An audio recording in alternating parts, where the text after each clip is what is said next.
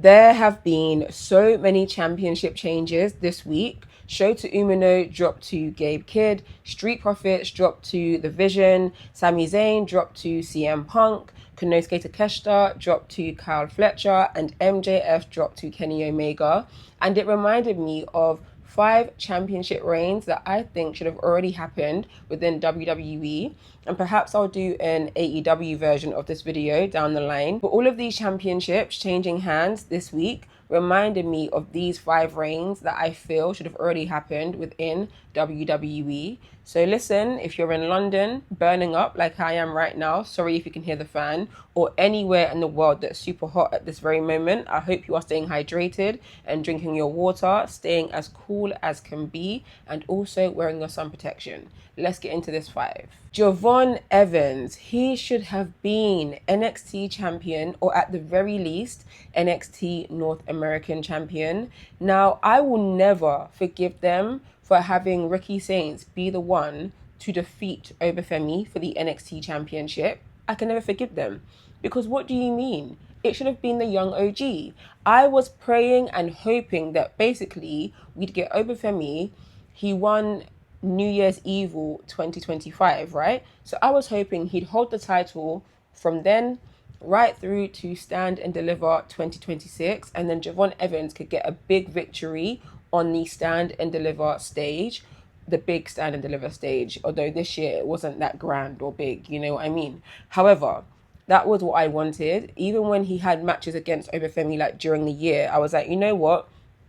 It's fine that he lost that heat wave. You know, he had that moment where he pinned Obafemi, but Obafemi's leg was underneath the rope, so the pinfall didn't count. And I thought, perfect. He can use that as ammunition and be like, listen, I pinned you, but it didn't count this time, but I want my rematch. Do you know what I'm saying?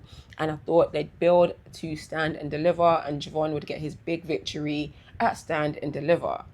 But no, Ricky Saints defeated Obafemi. I can't even remember what pay-per-view it was now. What was it? I don't know.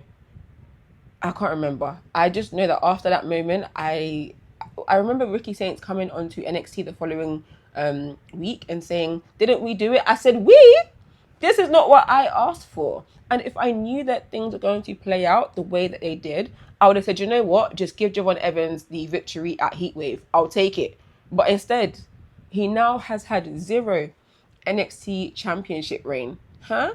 And then even his beef with Ethan Page. When Ethan Page became the North American champion, it would have been cool to have Javon Evans at the very least defeat Ethan Page to become the North American champion. Although I love the fact that Ethan Page is like the longest reigning North American champion. But the fact that Javon Evans held 0 singles titles on NXT, it still doesn't quite sit right with me. Bayley and Lyra Valkyria, they should have been held those tag team championships. I remember when we had the gauntlet on SmackDown and they came out victorious. I think they ran the whole gauntlet from start to finish. And I thought, huh? And a lot of us thought, huh? What are we doing here? And then we found out it was, you know, an angle so that Becky could take out Bayley and then replace her at WrestleMania to defeat Liv Morgan and Raquel Rodriguez for the tag team championships, which the Judgment Day won back the following Raw, and then Becky turned on Lyra Valkyria. Okay, cool. That was the plan. No worries. And we remember Triple H saying, don't worry about Bayley. We've got plans for Bayley. I don't know if those plans were all that grand. We didn't really see much happen with Bayley afterwards. But ultimately, we got back to Bayley and Lyra Valkyria. We had the voices in Bayley's head, which kind of just fizzled out. That storyline didn't really go anywhere. But I thought, you know what? We've got Bayley and Lyra. It was a very makeshift tag team at first, but now we're here. It works. And considering what happened at WrestleMania 41, I thought that WrestleMania 42, they deserved to win the tag team championship. There's been so many other occasions where I think that they should have, and it felt as though they were pushed to the side, pushed into the background of the tag team division. But WrestleMania 42, yes, I get it. We had Paige and Brie Bella have that moment, but I still think that, you know, Bayley and Lyra should have got the win on that stage. considering what happened last year, especially as retribution for Bayley. And now, of course, we've got Lyra who's turned on Bayley, so we're going down that route, but they should have already had a tag team championship reign. Fraxium should have been held the WWE Tag Team Championship a long time since they joined the SmackDown roster. I do believe that in NXT, they have the longest combined reign as tag team champions. Their first reign was 126 days and their second reign was 230 days. So that makes 356 days combined as tag team champions. They were absolutely on fire. And then they dropped the tag team championship to Hank and Tank at Stand and Deliver 2025 and got called up to SmackDown. And at the start of the year in 2025, the tag team division on SmackDown was pretty hot. The championship went to Street Profits. Cool, loved that for them. But the tag team division was doing bits. Of course, now we've had a lot of releases, but you still have the likes of a Los Garza, a Fraxium. You've got some makeshift tag teams in the form of, R-Truth, Damian Priest, War Raiders. They should consolidate the tag team championship from both shows, really and truly. But listen, forget about all of that. What I'm trying to say is that Fraxium should have already held the WWE Tag Team Championship. I don't care about people thinking, oh, it's too soon. No, it's not too soon. They showed and proved in NXT, and they are a work rate kind of tag team. They can put on some great matches. And considering how thin your division is right now, you may as well put the championship on a legitimate tag team that can work. Do you know what I mean? That have cohesion as a tag team if you're not going to consolidate the tag team championship.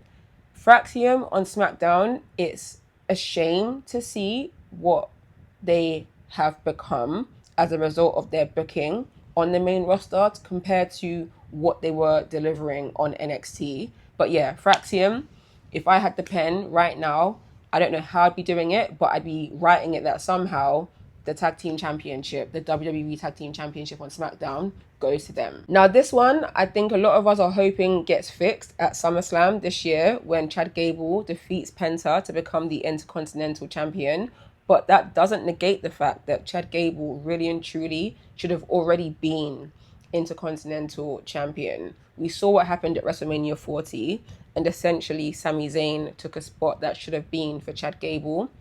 Gable should have defeated Gunther for the Intercontinental Championship instead of Sami Zayn. But it went down how it went down. But since then, it's never really been revisited. Chad Gable is so good. He's got insane ability, but he isn't booked in a way that kind of appreciates his talent. And he's ripped to shreds. But maybe his height, we can only speculate, is the reason that he's not pushed in a way that he should be, or we believe as fans that he should be. And let's even move away from the Intercontinental Championship. I don't believe that Chad Gable has ever held singles gold in WWE except for the Speed Championship, and that does not count. And even if it wasn't the Intercontinental Championship, it would have made so much sense for him to at least hold the United States Championship. Same with Ivy Nile, but that's another conversation. We'll talk about her maybe in another video. But yeah, Chad Gable is way too good to have not held any kind of mid-card singles gold at the very least. Me mentioning Ivy Nile just now has me thinking about so many other names who should have already held singles gold in WWE. So I think that at some point I'll be making a part 2 to this video, as well as an AEW version like I mentioned earlier. But in this video right here, the final person on this list of 5 is Kehlani Jordan. She should have been held the NXT Championship, and at least she's held singles gold. She was the inaugural NXT North American Champion, but when it comes to the NXT Championship, it feels as though she gets pushed aside and pushed into the background in favor of other people.